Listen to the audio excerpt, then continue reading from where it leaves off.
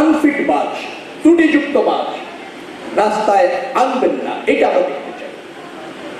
আমরা দেখতে চাই দক্ষ যোগ্য ড্রাইভারের হাতে আপনারা বাসটা তুলে দিয়েছেন, যেটা এখানে বলেছেন সেটা আমরা কার্যকর ভাবে দেখতে চাই, আপনাদের সেক্টরে দেখতে চাই, জনগণের সামনে না।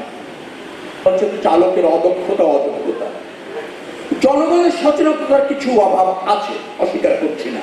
এই তিনটি জায়গাকে যদি আমরা ঢেলে সাজাতে পারি, হাইওয়ে, রোড এবং রেল, সেখানে ক্রসিং আছে, ইন্টারসেকশন আছে, সেখানে কিছু ওভারপাস, আন্ডারপাস আমরা যদি করতে জানি, ইউলুপগুলি যদি পর্যাপ্তভাবে করা যায়, আর জনগণ যদি সচেতন হয়ে রাস্তা পারাপার হয়, তবেই কেবল এটাকে নিয়ন্ত্রণে নিয়ে আসা সম্ভব।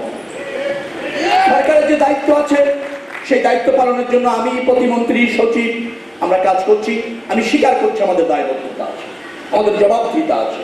আপনারা রাষ্ট্রের মালিক, অতএব আপনারা জানতে চাইবেন, আমাদের কাছে কার্যকর পদক্ষেপ চাইবেন, এটা আপনাদের ন্যায্য অধিকার এবং আমরা সেটা করতে বাধ্য।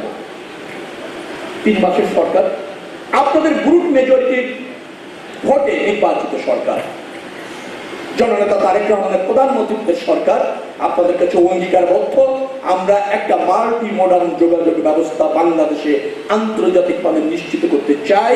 সেই লক্ষ্যে কাজ করছি, সমস্যাগুলি চিহ্নিত করেছি, বাজেট আনছি, বিশ্ব ব্যাংকের সহায়তায় ইতিমধ্যে প্রকল্প গ্রহণ করে তা বাস্তবায়নে ব্রত আছি।